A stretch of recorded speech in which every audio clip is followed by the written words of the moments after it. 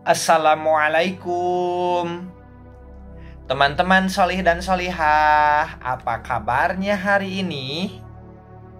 Alhamdulillah, mudah-mudahan teman-teman sehat selalu dan bahagia. Oke teman-teman, hari ini kita akan belajar sirah dengan pembahasan peristiwa Isra Mi'raj. Namun, agar kegiatannya semakin diberkahi, kita ucapkan dulu Bismillahirrahmanirrahim. Nah, teman-teman solih dan solihah, Kak Evi mau bertanya ke teman-teman. Kalau teman-teman itu bepergian jauh, biasanya suka naik apa? Iya, bisa motor, bisa mobil, bisa kereta, kapal laut, dan juga pesawat. Nah, teman-teman, kita butuh kendaraan agar cepat sampai ke arah tujuan. Nah, sekarang kita bayangkan kalau kita harus menempuh perjalanan dari Makkah ke Palestina. Kira-kira kita memerlukan berapa lama kalau kita hidup zaman dahulu, teman-teman? Yang belum ada motor, yang belum ada pesawat, yang belum ada kereta. Kira-kira berapa lama ya perjalanan dari kota Makkah ke Palestina? Nah, teman-teman, kota Makkah ke Palestina itu 1.500 km. Kalau ditempuh dengan jalan kaki, itu bisa mencapai sebulan lebih. Wow, lama teman-teman ya. Subhanallah, Rasulullah Shallallahu Alaihi Wasallam menempuh perjalanan dari Makkah ke Palestina, bahkan nanti sampai ke langit, teman-teman, hanya dalam waktu 1 malam saja. Dan itu yang disebut dengan peristiwa Isra Mi'raj. Teman-teman penasaran kisah lengkapnya? Penasaran ya? Kalau begitu, inilah kisah peristiwa Isra Mi'raj.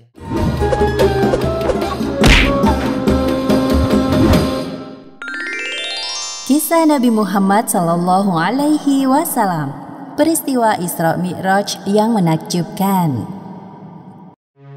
Peristiwa Isra Mi'raj disebutkan dalam Al-Quran, Surat Al-Isra ayat 1, Surat An-Najm ayat 13 hingga 17, juga di beberapa hadis.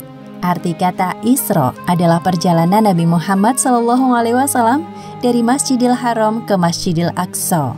Sedangkan arti dari Mi'raj yaitu kelanjutan dari perjalanan Nabi untuk naik ke Sidratul Muntaha, langit yang tertinggi. Tatkala Nabi Muhammad Shallallahu Alaihi Wasallam sedang berada di suatu tempat bernama Al-Hijr, beliau didatangi oleh malaikat Jibril. Jibril hendak mengajak Nabi ke sumur Zam-Zam yang terletak tidak jauh dari Ka'bah. Di tempat inilah Jibril membelah dada Nabi Muhammad untuk kedua kalinya. Dahulu ketika beliau masih berusia 4 tahun, Jibril pernah melakukan hal yang sama. Wahai Nabi, tenangkan dirimu dan berbaringlah. Aku akan mensucikan hati dan jiwamu. Pembelahan dada Nabi kali ini dilakukan sebagai persiapan untuk bertemu dengan Allah Subhanahu wa Ta'ala. Segala prasangka buruk yang tersimpan dalam hati beliau, meskipun hanya secuil, harus dibersihkan terlebih dahulu. Ketika dirasa telah cukup, Jibril mengembalikan keadaan seperti semula, seolah-olah tidak terjadi apa-apa. Ketika Nabi membuka mata, beliau melihat ada seekor hewan menyerupai kuda, lengkap dengan pelana dan tali kekangnya. Hewan bernama buruk tersebut terakhir ditunggangi Nabi Isa sekitar 500 tahun yang lalu. Kecepatan buruk sejauh kedua mata memandang. Wahai buruk, sebaik-baik orang yang menunggangimu adalah Muhammad. Engkau sungguh beruntung kali ini. Nabi Muhammad duduk di punggung buruk, melewati Masjidil Haram menuju Masjidil Aqsa di Palestina. Jibril mengajak Nabi untuk sejenak melupakan kota Mekah yang penuh masalah. Perjalanan pada malam hari inilah yang disebut peristiwa Isra. Sebagaimana yang disebutkan dalam Al-Quran, surat Al-Isra ayat 1. Maha suci Allah yang telah memperjalankan hambanya pada suatu malam dari Masjidil Haram ke Masjidil Aqsa, yang telah kami berkahi sekelilingnya agar kami perlihatkan kepadanya sebagian tanda-tanda kebesaran kami. Sesungguhnya Dia Maha mendengar lagi Maha mengetahui. Buraq melesat dengan kecepatan tinggi. Sesampainya di Masjidil Aqsa, Nabi menambatkan buraq di sebuah besi dan berjalan memasuki masjid. Lalu beliau sholat 2 rakaat. Selepas sholat, malaikat Jibril membawa 2 buah minuman ke hadapan Nabi Muhammad. Gelas pertama berisi khamr dan satunya berisi susu. Wahai Muhammad, pilihlah salah satu di antara 2 minuman ini. Ternyata Nabi Muhammad mengambil gelas yang berisi susu. Wahai Muhammad, engkau telah memilih sesuai fitrah. Setelah itu, malaikat Jibril mengajak Nabi Muhammad naik ke langit. Inilah yang disebut peristiwa Mi'raj. Hanya sekejap, Jibril dan Nabi Muhammad telah tiba di depan pintu langit pertama atau disebut juga langit dunia. Wahai penjaga pintu langit, bukalah pintunya. Siapakah engkau? Aku Jibril. Siapa yang bersamamu? Muhammad. Apakah dia telah diutus kemari? Ya, Muhammad telah diutus. Malaikat penjaga pintu langit segera membukakan pintu dan menyapa Nabi Muhammad. Selamat datang di langit dunia, wahai Muhammad. Sungguh orang terbaik telah datang. Jibril dan Nabi Muhammad memasuki langit yang pertama. Mereka berjalan melewati seorang laki-laki dengan ruh-ruh manusia di samping kanan kirinya. Ketika melihat ke arah kanan, laki-laki itu tertawa. Sedangkan ketika laki-laki itu melihat ke arah kiri, beliau tampak sedih. Siapakah laki-laki itu, wahai Jibril? Dia adalah Adam, manusia sekaligus nabi pertama di bumi. Ucapkan salam kepadanya. Nabi Adam yang mengetahui kedatangan Nabi Muhammad langsung mengenali beliau dan menyapa dengan hangat. Assalamualaikum warahmatullahi wabarakatuh. Waalaikumsalam warahmatullahi wabarakatuh. Selamat datang, wahai putraku yang soleh. Malaikat Jibril menjelaskan penampakan para ruh di sekitar Nabi Adam kepada Nabi Muhammad. Para ruh sebelah kanan beliau adalah ruh para syuhada, sedangkan ruh yang berada di sebelah kiri beliau adalah ruh orang-orang yang sengsara. Selain itu, Nabi Muhammad juga diperlihatkan azab bagi orang yang gemar memakan harta anak yatim. Selanjutnya, Jibril mengajak Nabi Muhammad untuk naik ke langit kedua. Jibril kembali meminta izin kepada malaikat penjaga pintu langit. Terjadi percakapan yang sama seperti sebelumnya. Sungguh tamu terbaik telah datang. Di langit kedua ini, Nabi Muhammad bertemu dengan Nabi Yahya dan Nabi Isa. Jibril mengingatkan Nabi Muhammad untuk menyapa keduanya. Assalamualaikum warahmatullahi wabarakatuh. Waalaikumsalam warahmatullahi wabarakatuh. Selamat datang wahai Nabi Muhammad yang saleh. Semoga kebaikan selalu tercurahkan kepadamu. Kemudian Jibril mengajak Nabi Muhammad untuk naik ke langit ketiga. Di sana mereka bertemu dengan laki-laki yang sangat indah parasnya. Wahai Muhammad, inilah Nabi Yusuf. Sapalah beliau. Assalamualaikum wahai Nabi Yusuf. Aku Muhammad. Waalaikumsalam.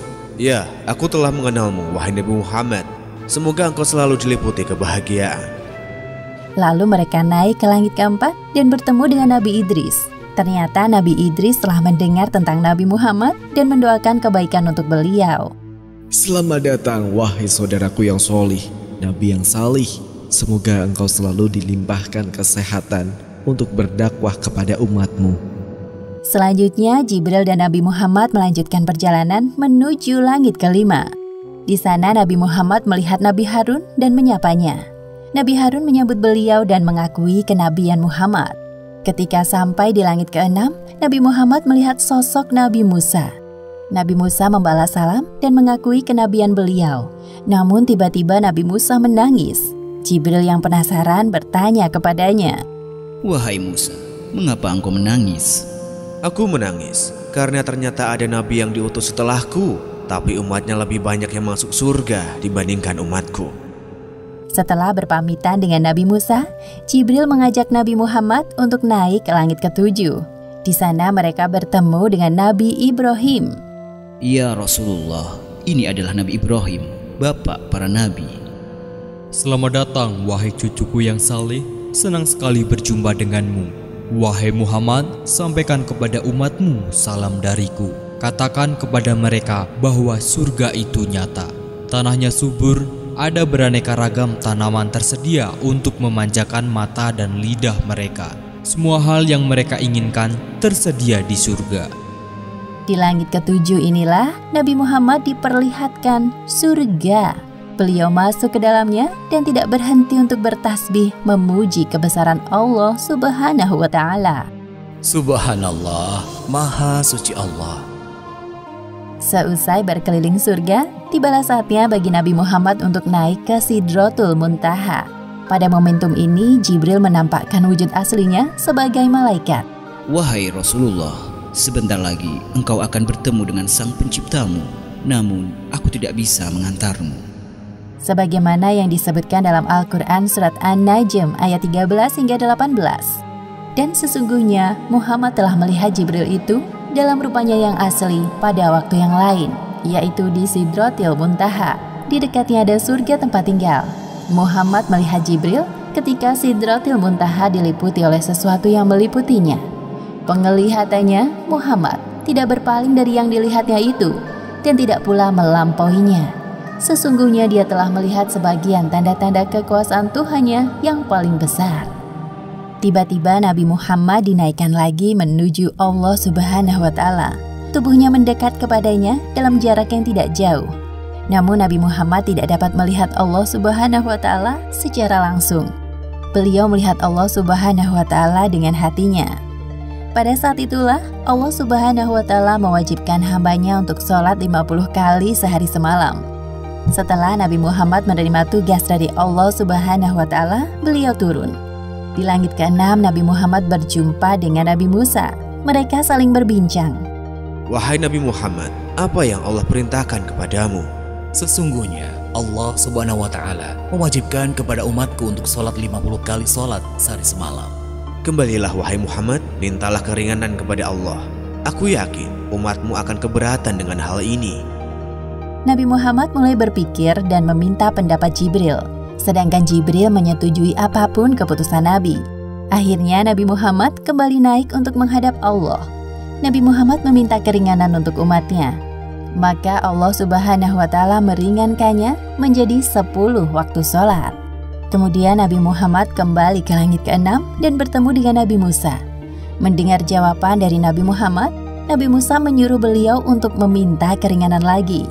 Kembalilah kepada Rabb-Mu. Aku sangat yakin umatmu tidak akan sanggup melakukannya. Nabi Muhammad kembali menghadap Allah Subhanahu wa Ta'ala. Lalu Allah Subhanahu wa Ta'ala meringankan menjadi 5 kali waktu sholat. Nabi turun lagi ke langit ke-6. Di sana Nabi Musa telah menunggu Nabi Muhammad. Nabi Musa kembali menyarankan beliau untuk kembali meminta keringanan kepada Allah Subhanahu wa Ta'ala. Wahai Nabi Musa, aku telah malu kepada Robku. Aku rela dengan keputusan ini. Kemudian Nabi Muhammad berpamitan dengan Nabi Musa dan meneruskan perjalanan. Ketika itu terdengar suara dari langit. Wahai Muhammad, engkau telah menyetujui farduku dan aku telah memberikan keringanan untuk para hambaku. Perintah sholat 5 waktu nilai pahalanya sama seperti 50 waktu dalam sehari semalam. Allah Subhanahu wa Ta'ala sangat menyukai ibadah sholat karena membuat umatnya terus ingat kepadanya. Serangkaian perjalanan Isra Mi'raj Nabi Muhammad akhirnya usai. Setibanya di Masjidil Aqsa, Malaikat Jibril menghadirkan para ruh nabi-nabi terdahulu untuk menjadi makmum sholat Nabi Muhammad. Setelah itu, Nabi Muhammad naik ke punggung buruk untuk kembali ke Mekah dan tiba di sana sebelum pagi hari. Demikianlah akhir kisah peristiwa Isra Mi'raj yang menakjubkan. Hikmah yang dapat kita ambil dari kisah ini diantaranya: pertama, peristiwa Isra Mi'raj merupakan sebuah penghormatan dan penghibur bagi Nabi Muhammad setelah ditimpa ujian yang bertubi-tubi, seperti ditinggalnya Abu Thalib, Khadijah, penyerangan penduduk Taif. Namun beliau berhasil melewati semua itu dengan sabar dan tawakal. Kedua, hendaknya kita bergegas melaksanakan sholat ketika telah masuk waktu, karena Nabi Muhammad telah meminta keringanan kepada Allah Subhanahu wa Ta'ala untuk sholat hanya 5 kali sehari semalam. Wallahu a'lam bishawab. Alhamdulillah, hari ini kita sudah belajar peristiwa yang begitu penting, yaitu peristiwa Isra Mi'raj. Tentunya dialami oleh Rasulullah Shallallahu Alaihi Wasallam. Dari perjalanan ini kita mendapatkan hadiah yang sangat istimewa, yaitu sholat yang 5 waktu. Nah, teman-teman pun harus memahami bahwa hadiah istimewa ini merupakan tiang agama. Jadi pelajaran yang bisa kita ambil dari peristiwa Isra Mi'raj. Pertama, kita harus senantiasa menjaga sholat yang 5 waktu. Yang kedua, kita tidak boleh malas-malasan saat mengerjakan sholat yang 5 waktu.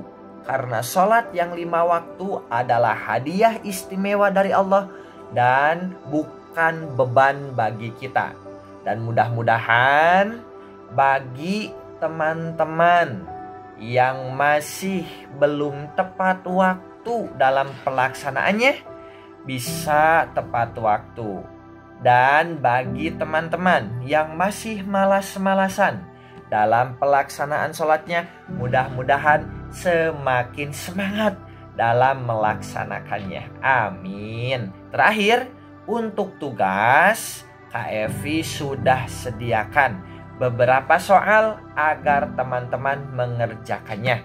Mudah-mudahan Allah mudahkan, Allah juga lancarkan dalam proses pengerjaannya.